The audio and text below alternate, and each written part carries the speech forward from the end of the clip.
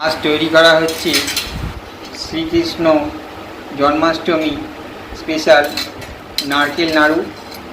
এই রেসিপিটি পুরোপুরি দেখে নিও, তাহলেই বাড়িতে চটজলদি নাড়ু বানাতে পারবে। তার জন্য দুটো ছোট সাইজের নারকেল কোড়ানো হয়েছে। এরপর দিয়ে দেওয়া হচ্ছে বাতাসা। দেখতে পাচ্ছেন অনেকগুলি বাতাসা কোড়া নারকেলের ওপরে দিয়ে দিলাম। নারকেলগুলি যদি মিষ্টি হয় তাহলে টেস্ট আরও ভালো হয়। বাতাসাগুলি দেওয়ার পর ভালোভাবে গুঁড়ো করে নিয়ে কুড়ো নারকেলের সাথে মিশিয়ে নেওয়া হচ্ছে। এরপর আধ ঘন্টার জন্য চিনিটা যাতে ভালোভাবে গলে নারকেল কুড়োর সাথে মিশে যায় তাই রেস্টে রেখে দেওয়া হচ্ছে। এখানে আমি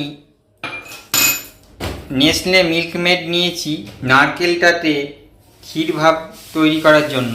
এখানে সুন্দর সুগন্ধের জন্য গোটা এলাচকে ভালোভাবে থেঁতো করে নেওয়া হচ্ছে। এখানে ছোট এলাচ নেওয়া হয়েছে। গ্যাসের উপরে কড়াই বসিয়ে দেওয়া হয়েছে। এরপর দিয়ে দেওয়া হচ্ছে চিনির সাথে নারকেলগুলোর মিক্সচারটি।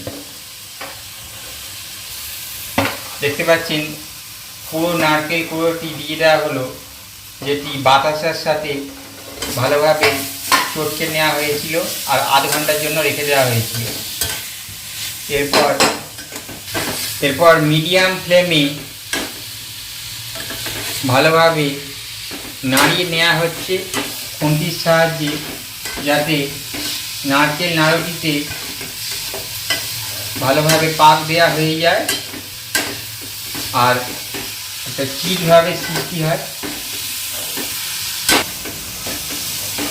নারকেলটিকে পাক দেওয়ার সময় অবশ্যই মিডিয়াম আঁচে রাখবেন, না হলে লাল ভাব চলে আসবে অথবা পোড়া পোড়া ভাব হয়ে গেলে খেতেও ভালো লাগবে না।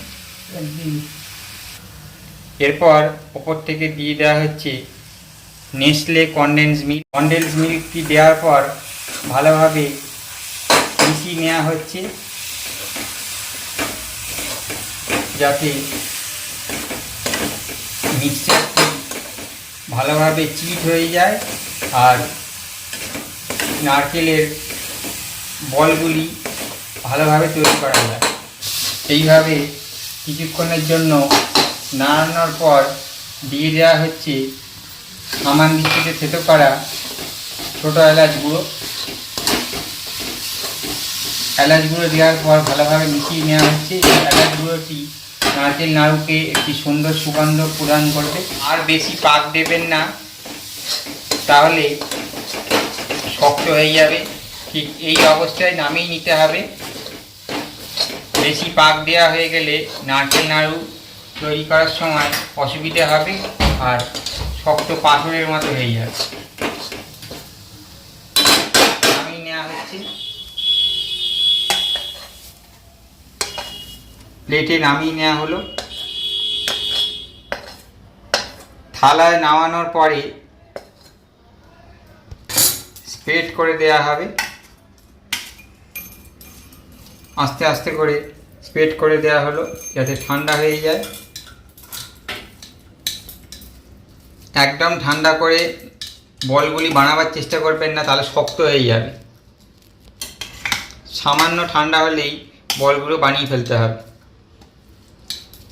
নারকেল নাড়ু কৃষ্ণের পছন্দের নারকেল নাড়ু কার কার পছন্দের কমেন্টে জানিও। আর ভিডিওটি ভালো লাগলে অবশ্যই লাইক করে দিও। বন্ধুবান্ধব আত্মীয়দের মাঝে দিদা ঠাকুমার ট্র্যাডিশনাল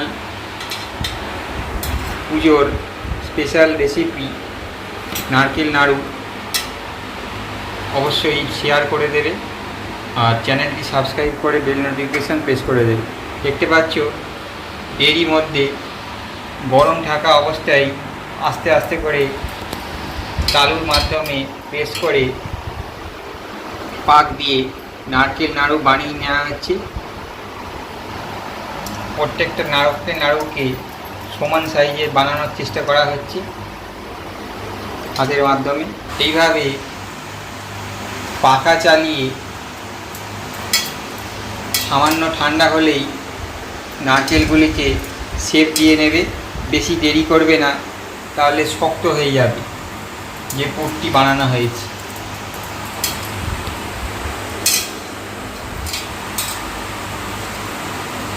এভাবে সব কটা নারকেল নাড়ুকে বানিয়ে নেওয়া হচ্ছে এক এক করে। নারকেল নাড়ু সব কটি বানানো কমপ্লিট হয়ে গেল। দেখতে পাচ্ছ কি সুন্দর দেখাচ্ছে, আর খেতেও সুস্বাদু হবে।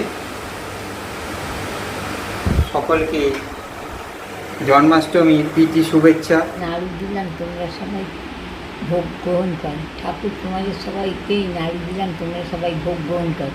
ঠাকুর তোমাদের সবাইকেই নাড়ু দিলাম, তোমরা ভোগ গ্রহণ করো।